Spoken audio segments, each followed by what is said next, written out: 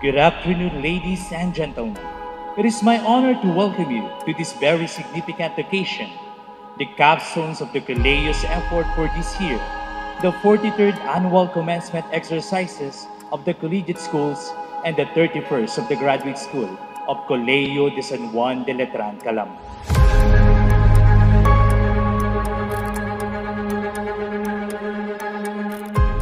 Reverend Father Rector, having presented to you the candidates for graduation who have successfully completed the program requirements as mandated by the Commission on Higher Education of the Republic of the Philippines, I, as the Registrar of the Colegio de San Juan de Letran, Calamba, petition in their behalf and recommend that they be conferred their degrees, including the rights and privileges attached to the said degrees, starting today, the 4th day of July, 2025. By the power vested in the Colegio de San Juan de Letran, Calamba, by the Commission on Higher Education of the Republic of the Philippines, I hereby accept and declare you as graduates.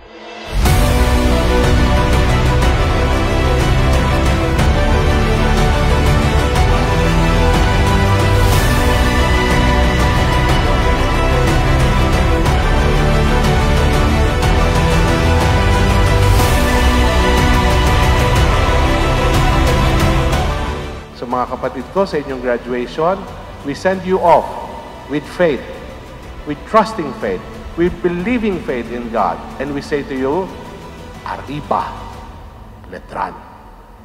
Arriba. We are the future. I've walked this road 1,000 times, but now it's different. I'm here to tell you, my dear graduates, that we are feeling anxious of what's in store for you tomorrow. You are right to feel it. But don't let failure discourage you. Make it a lesson. Make it your mindset that for every failure that you will encounter is one more step towards success. Be humble. Learn from it. Pray and keep moving forward. When you stumble, get up and keep moving forward.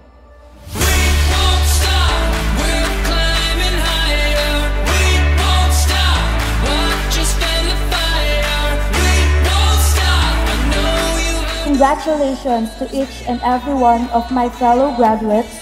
After years of hard work, perseverance, and countless moments of uncertainty, we now wear these togas as symbol of our resilience. This moment is especially meaningful for many of us who began college in the middle of a pandemic. We are the generation who didn't get to march for senior high, but today we rise with pride and victory. Today is the happiest day as being a parent kasi you made us proud. Thank you sa inyo ni Daddy. Dahil sa inyo ni Daddy, nakatapos kami. Daddy, congratulations kasi natupad mo na yung pangarap mo na maging masters. Pagbutihin mo lang yung mga pangarap na dito lang kami para mag-support sa'yo.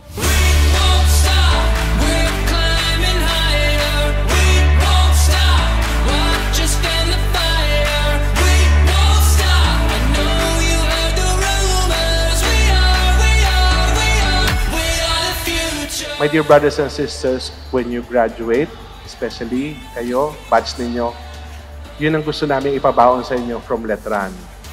Baunin nyo faith.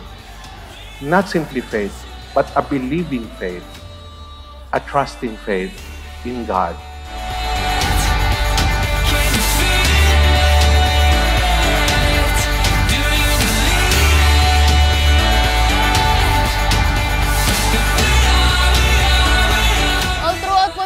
Sila po talaga kasama namin.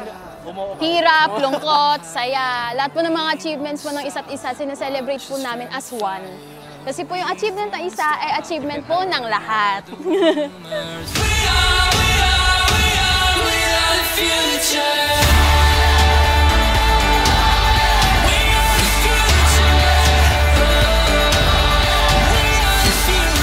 The Letran tradition, a knight's tradition, always stand up for Deus, Patria, Letran, God, country, in your alma mater, Letran. You are duty-bound to serve these ideals. You entered this school to be knights and dames. You are leaving her as knights and dames. So act like one, nothing less. Let me share to you a very, very personal story that happened to me that I would like you to understand where your rector is coming from. I should not be here. I haven't thought of standing in front of you because 2 years ago, 2023, I can hardly walk. Nawalan ako ng panlakad. And I was told by the doctor, I will be paralyzed permanently.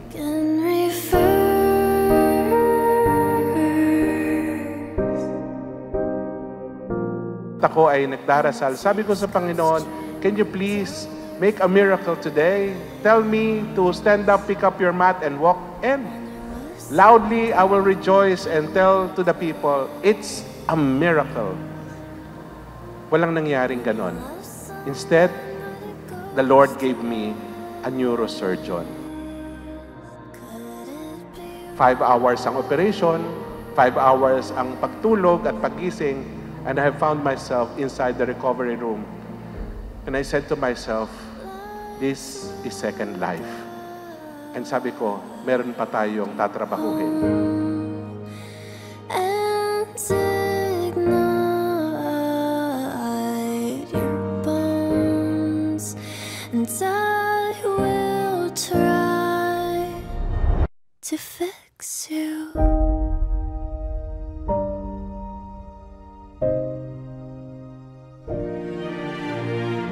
Siguro po mas naging centered po si God, lalo na kapag po yung mga event po, mas napapalapit po kami kay God. When you have enough faith to believe and trust in the Lord, then believe in yourself.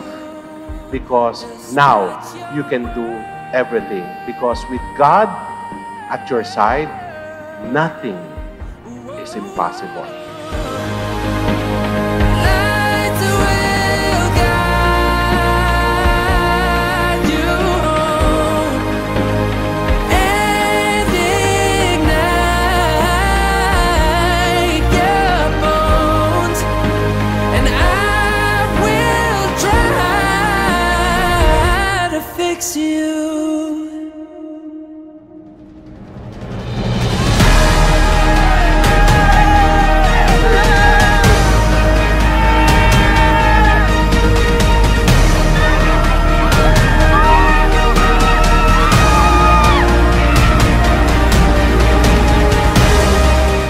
Sa Letran, nakilala namin po yung isa't isa. Yun po, masaya po kasi kahit ano man pagsubok sa college life namin, basta magkakasama po kami na. Yun. So, masaya. Yan. Thank you, Letran!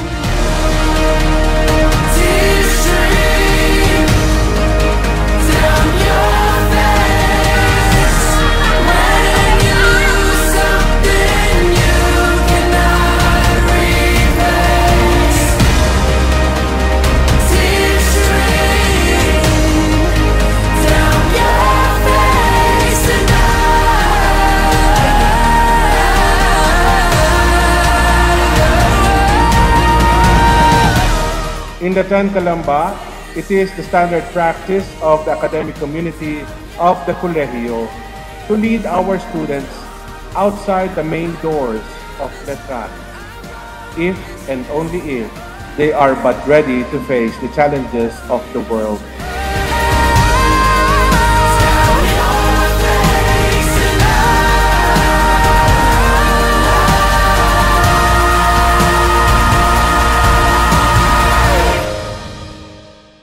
The Colegio has been your second home, and it remains to be so. You are always welcome here. Minahal namin kayo, at patuloy namin kayong mamahalin hanggang sa muli nating pagkikita. Deus, Patria, Arriba, Letran, Arriba.